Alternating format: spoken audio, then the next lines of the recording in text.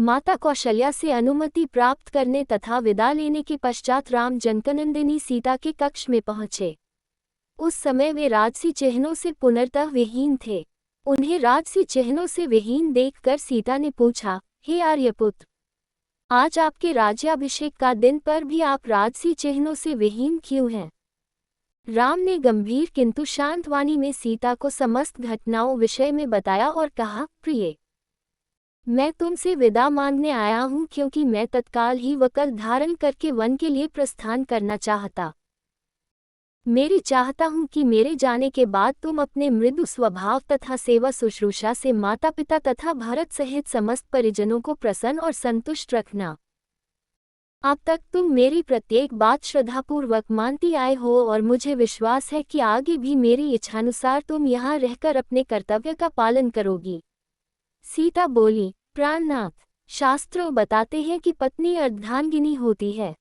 यदि आपको वनवास की आज्ञा मिली है तो इसका अर्थ है कि मुझे भी वनवास की आज्ञा मिली है। कोई विधान नहीं कहता कि पुरुष का आधा अंग वन में रहे और आधा अंग घर में। हे नाथ, स्त्री की गति तो उसके पति के साथ ही होती है, इसलिए मैं भी आपके साथ वन चलूंगी। आपके साथ रहकर वहां मैं आपके चरणों की सेवा करके अपना कर्तव्य निभाऊंगी। पति की सेवा करके पत्नी को जो अपूर्व सुख प्राप्त होता है वह सुख लोक और परलोक के सभी सुखों से बड़ा होता है। पत्नी के लिए पति ही परमेश्वर होता है। यदि आप कंद मूल फलादि से अपनी उदर पूर्ति करेंगे तो मैं भी अपनी क्षुधा वैसे ही शांत करूंगी। आपसे अलग होकर स्वर्ग का सुख वैभव भी मैं स्वीकार नहीं कर सकती। यदि आप मेरी इस विनय और प्रार्थना की उपेक्षा करके मुझे अयोध्या में छोड़ जाएंगे, आपके वन के लिए प्रस्थान करते ही मैं अपना प्राण त्याग दूंगी। यही मेरी प्रतिज्ञा है। राम को वन में होने वाले कष्टों को ध्यान था, इसीलिए वे अपने साथ सीता को वन में नहीं ले जाना चाहते थे। वे उन्हें समझाने का प्रयत्न करने लगे, किंतु जितना वे प्रयत्न करते थे सीता का हठ उतना ही बढ़ते जाता था। किसी भी प्रकार से समझाने बुझाने का प्रयास करने पर वे अनेक प्रकार के शास्त्र सम्मत तर्क करने लगती और उनके प्रयास को विफल करती जाती। जनकनंदिनी की इस दृढ़ता के समक्ष राम का प्रत्येक प्रयास असफल हो गया और अंत में उन्हें सीता को अपने साथ वन ले जाने की आज्ञा देने के लिए विवश होना पड़ा।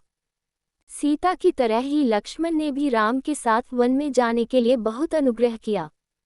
राम ने बहुत प्रकार से समझाया, किंतु लक्ष्मण उनके साथ जाने के विचार पर दृढ़ रहे। परिणाम स्वरूप राम को लक्ष्मण की दृढ़ता, स्नेह तथा अनुग्रह के सामने भी झुकना पड़ा और लक्ष्मण को भी साथ जाने की अनुमति देनी ही पड़ी।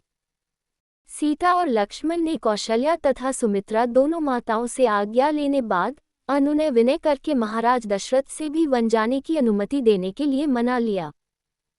इतना करने के पश्चात लक्ष्मण शीघ्र आचार्य के पास पहुंचे और उनसे समस्त अस्त्र शस्त्रादि लेकर राम के पास उपस्थित हो गए। लक्ष्मण के आने पर राम ने कहा, हे सौमित्र, वन के लिए प्रस्थान करने के पूर्व मैं अपनी संपूर्ण संपत्ति ब्राह्मणों, दास दासियों तथा याचकों में वितरित करना चाहता हूँ, इसलिए तुम गुरु वशिष्ठ के ज्येष्ठ पुत्र को बुला लाओ।